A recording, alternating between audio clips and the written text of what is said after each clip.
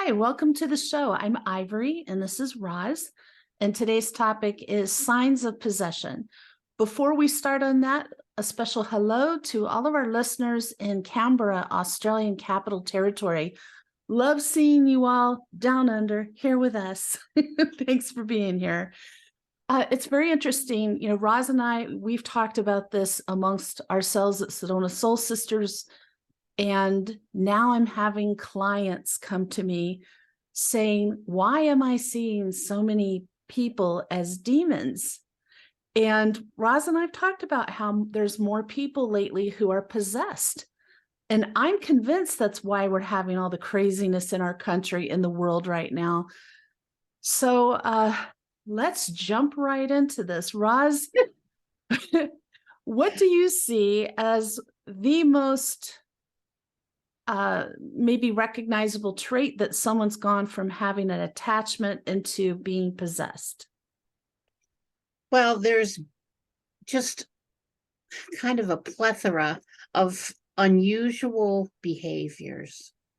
And by that, I mean, it's more than just like we think of it like an appearance thing, but it's more than just appearance. It's also crazy behaviors, behaviors that would be normally very out of character if you know these people, or if you don't know these people, to see people doing bizarre in public behaviors, Like what? such as screaming, any loud noises, any movements of intensity, or threatening movements to people passing by or out in public. One thing I really notice is people's eye movements when it is just so obvious when you look at their faces, and their eyes are just going all over, back and forth, just a very bizarre expression on their face when they're doing this. So there are some very consistent behaviors. What do you think that expression looks like, Roz? Unfortunately, sometimes it looks pretty scary. What would you describe it for people who've never seen it? Like scary that's a kind of broad. What are some specifics? You have an instant sense when you see their expression that you need to back away, get away. They look threatening. I hate to say it, but a lot of times they look evil. They just look like they're contemplating something that could be detrimental to you or to other people in the area. And sadly, you have to be so conscientious and conscious of this kind of behavior now, wherever you go and whatever you do. I see it at the grocery store. I just started to say the grocery store is number one. In the parking lot, in the store. I know sometimes, I know Roz and I shine a lot of light. I know we do. And people who are possessed really focus in on somebody who is shining a lot of light workers. And these people, it's a lot like what you're saying, Roz. I think why it's hard to define something like an expression is because it's about a feeling. And the feeling is you're in danger. You know, that fight or flight, that gut feeling you get, like, I just need to get out of here. I've worked in mental health, as you know, for a long time. And I started in a psychiatric hospital working with seriously mentally ill. And I had to go on to the inpatient unit every day. And I'd go down to the state hospital monthly and visit with everyone from our county that was in the state hospital. So I've been around people who are psychopathic, who are psychopaths, who are sociopaths, who are schizophrenic. I've seen all of that, but this is different. Sometimes those people will exude an energy similar to this, but I think it's the other things combined with it for me.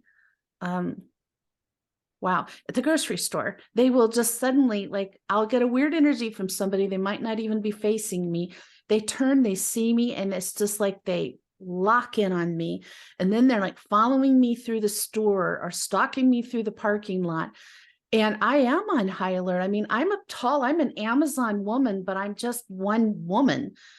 I'm not some army of people, and I'm not weaponized. So,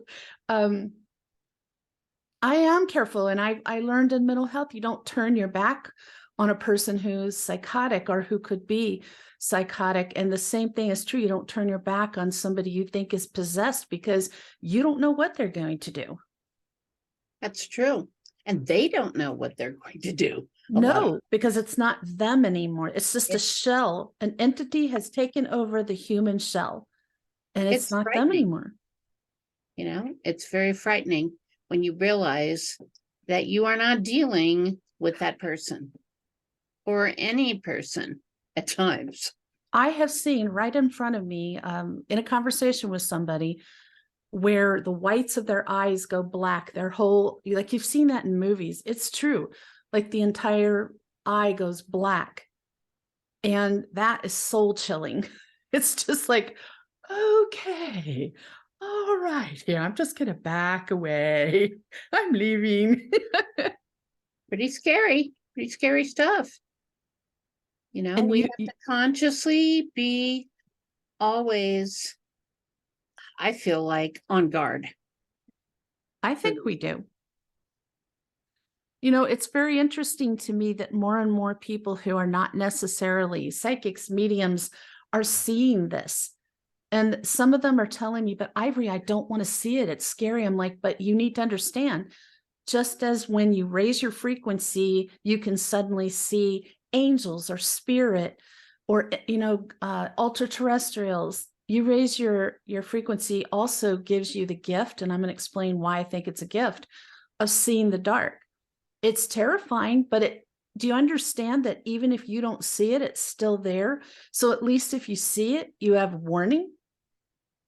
Stay away from that person, get out of there, run, whatever you need to do. I think we're shown it for a reason. I totally agree.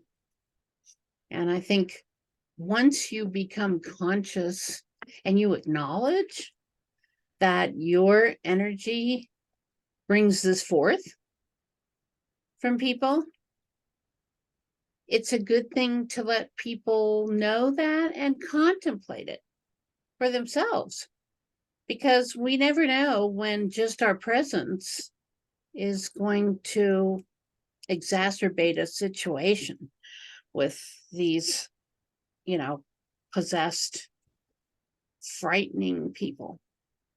No, we don't. And there's been times since I started doing this spiritual work full time, and I don't know if it's just because doing this work naturally raises your frequency higher and higher, but I remember telling Roz, okay, I'm starting to see people's faces turn into like demon masks. And Roz and I saw one together. Like, we couldn't say anything because we were sitting in a small room, but people walked in the room and one of them's face was demonic. And I looked at Roz and she just went, and we're like sitting in the room with this person for a while, but it was really, really nerve-wracking. And the thing about it is, I tend to immediately go into a prayer of protection. Like, please surround me in light. Please place your hands around me. Please guide, shield, and protect me from any and all dark energy, entities, attachments, demons, whoever does not have a good intention. I was doing the same thing in my head at that moment, Roz, just surrounding myself in God's light and just bubbles of protection. And clearly it worked, because here we are. We're still here. Clearly we survived. But there were some other times during that same time period where I just want to kind of describe like the progression of this so that you can understand. Like, first there was an attachment, and the person's behavior was erratic. And sometimes they would yell inappropriately, and sometimes they would be really sweet and really nice. And then like a flip would switch and they'd say these terrible things, and their eyes would start shifting. I can't even do it the way they do it, but shifting sideways back and forth. And that laugh, that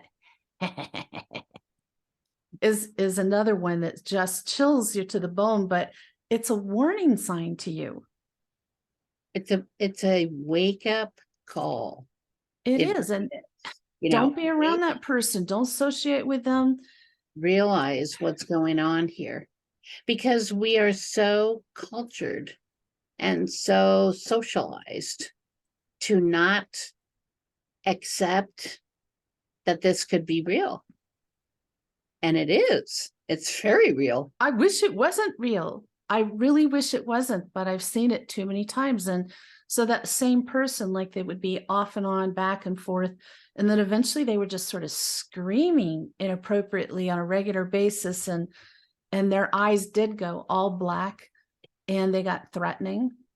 And it was just, and it's very interesting because I think if you're in a setting where there's a number of people and one person becomes possessed, if there's another one who's vulnerable to that, if they've ever been involved in the dark, if they were raised with people who were involved in the dark, they're doing something to open that window. It's been interesting, like it's dominoes, like then all of a sudden they get pulled into it.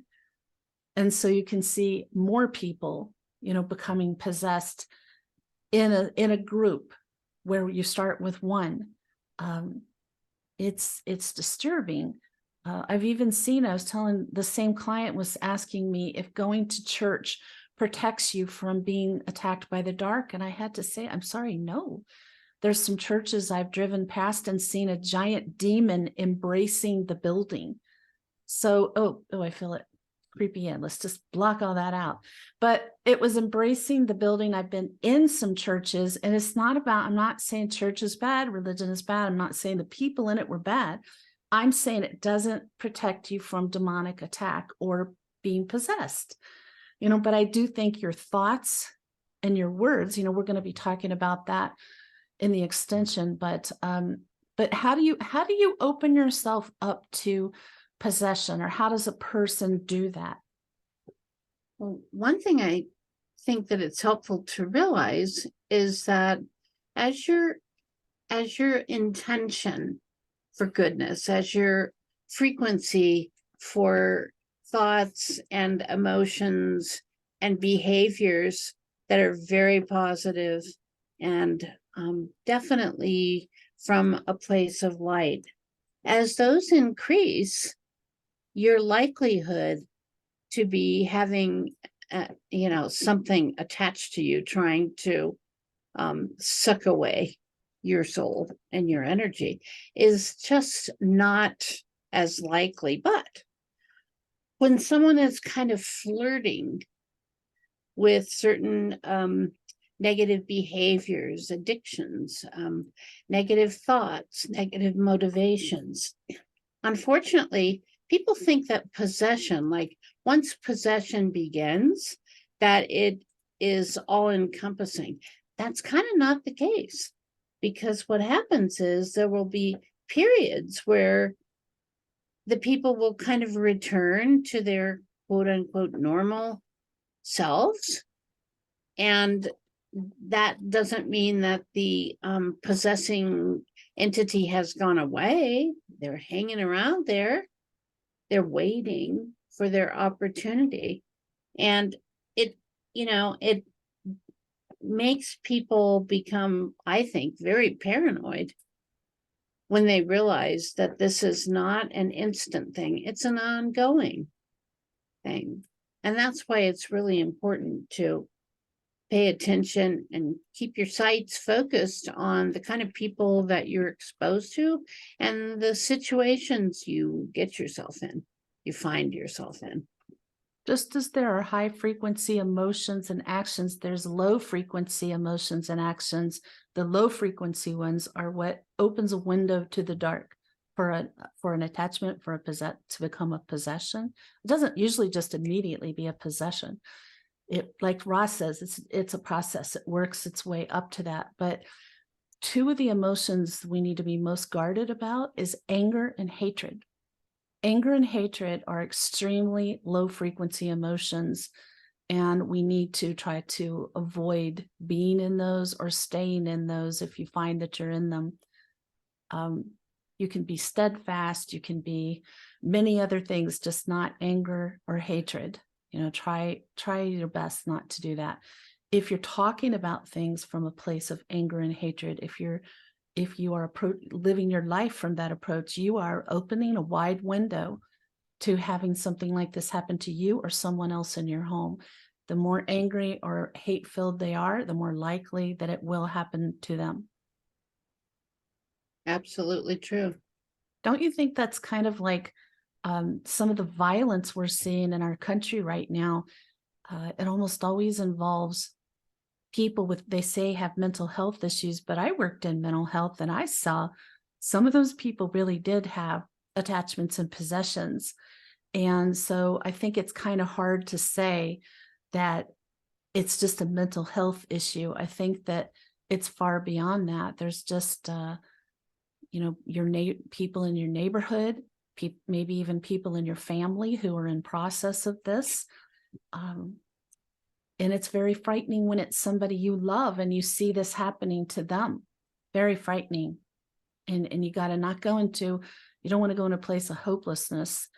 We're going to talk about later in kind of the little additional segment about what to do if you believe you or someone, it's going to be someone you love. If you are possessed, you are not going to be looking for help. You are not going to be saying, can you help me get rid of this possession? But if you have someone you love or care about, chances are, it'll be you or someone who loves them, cares about them, who's going to seek the help. Ay. It's very, you have to kind of, we talk about seeing it and acknowledging it, but I think we have to always tread back to how our soul feels, how it feels when you encounter people who have sort of crossed that line. And you can, if you're using your intuition and your gifts, you can feel it before they ever say a word a lot of times or do anything. I have, and that's when I take action, because the longer the attachment's there, the more likely it'll become possession, and the more erratic their behavior gets, the more likely they're going into possession. We'll talk about that later, but some of the other signs are people saying things to you or to others that, like Roz mentioned it earlier, but if they're a really kind, loving person and all of a sudden they're saying really awful things about people, they are gossiping maliciously and it's not like them. They seem like they've lost their compassion, their empathy. I think that's a big sign. That's definite. Yeah. So, and I've seen good people. This has happened to some really good people. But you're right, Roz. I'm totally right about this. It's not the people who are firmly on their path. The dark will try to bother them, but they become strong enough to know to kind of swat it away. And it's an annoyance. I call it's like a spiritual mosquito bothering you. But the ones who are still dealing with some low frequency things in their life, who are moving into the light, they're in a vulnerable state. Oh, the angels just came in as I said that. They're in a vulnerable state. They're just not quite totally in the light, and it's not their fault. That's just where they are. So be aware, if that's you, if you're thinking about, stepping more firmly on a spiritual path, instituting a spiritual daily practice, dropping an addiction is not, it's usually more about the alcohol and drugs, because anything that alters your mind, alters your thinking, opens a window. That's why if you're going to do something for like a spiritual journey that involves like magic mushrooms or something, it needs to be done in very safe setting with safe people overseeing it, so because it is opening a big window as well. So the other kind of addictions are not good for you. Any kind of addiction, gambling, food, sex, all of these things that are out there, they're not good for you, but it's not as damaging, I think, as the chemical. However, I'm going to say there's a lot of evidence out there to say that some addictions, like sex addiction, is actually a chemical addiction. So be aware of that. A sex addiction, it triggers the same chemicals in the mind as cocaine, things of Or that sort. Gambling is another one Yeah. that just totally changes the physiological reward, that reward body system. the body and the mind. It doesn't mean you never do it. It means don't get in the habit, catch yourself before it becomes a habit, do it occasionally for fun.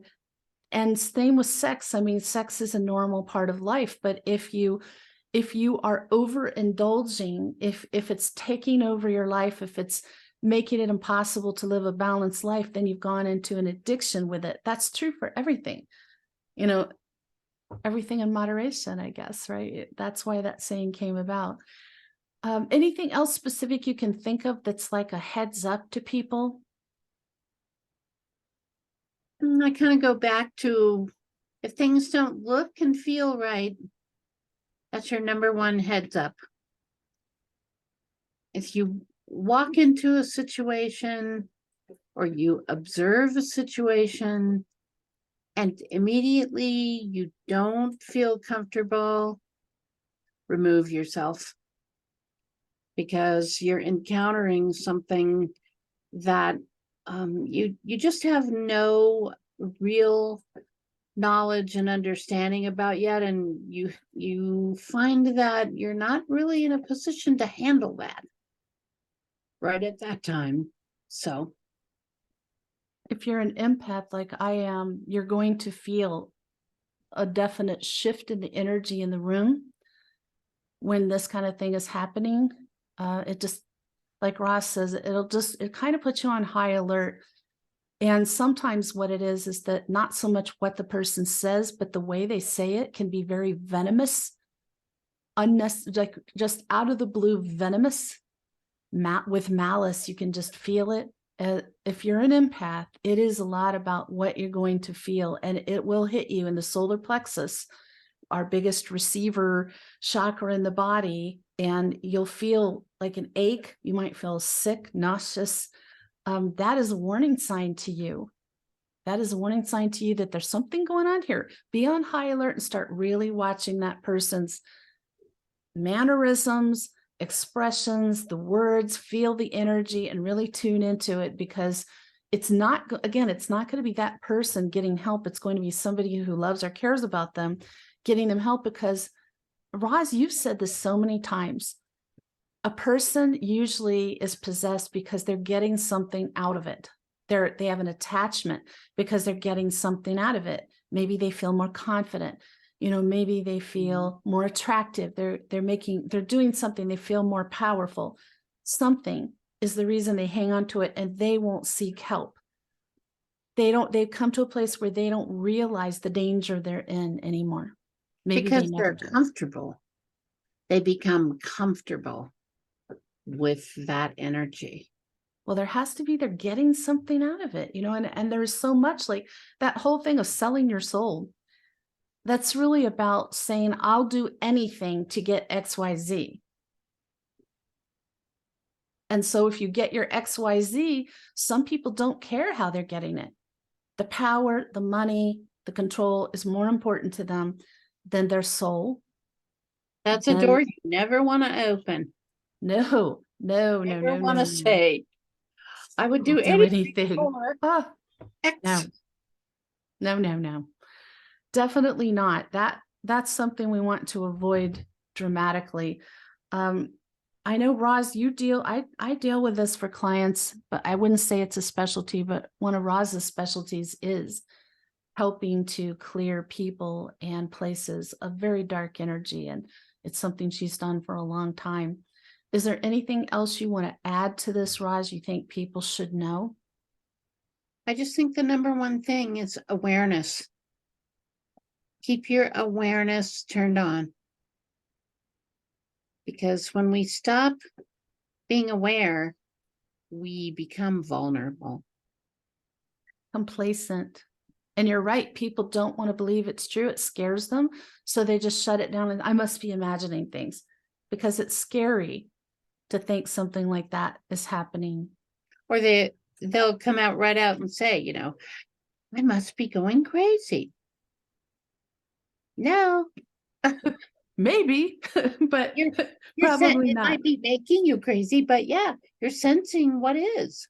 You're sensing what's happening. Wake up call. I knew one person who had an adult or nearly adult son living with them who had gotten involved in some occult things that were dangerous and began exhibiting very clear signs of possession. And it became a dangerous situation for the family where they had to move out and like to force him. He wouldn't leave. They didn't want to get the police involved. And they had to get him out of the house because they had small children and they were in danger. Children weren't sleeping. There were weird things happening at night that were very dark, even during the day. So it's not just about protecting and doing something for the person who is possessed, but it's about keeping yourself and the rest of your family safe. Very true. And sometimes you have to do things that are sad and uncomfortable that you wish you never had to do. Really tough love. Like if a person will not stop an addiction and they're clearly have an attachment, or especially going into possession, and they still won't stop, they're sacrificing the whole rest of the family and the people who live in that home, their safety, their security, maybe their lives, by continuing on that path where their possession becomes deeper. Wake up call. It is. I mean, the longer you have a possession, the higher the chance that you could do something extremely out of character, like hurt somebody. So you want to definitely catch it. If you're interested in learning what to do, if you think you know someone and you want to do something to help them, we will help. We will be passing on those specifics over on Patreon. You can check that out. We'll be recording that next, so it's not there yet. Tune in next Friday, a totally different topic. We're going to be talking about how to raise divine children. And so if you happen to give birth to one of these children, indigo, rainbow, crystal children who are spiritually advanced, they come into this world just knowing things you wouldn't expect a child that age to know and having a really intense spiritual presence about them. What do you do? You know, what do you do to raise those kids? So we're going to talk about that.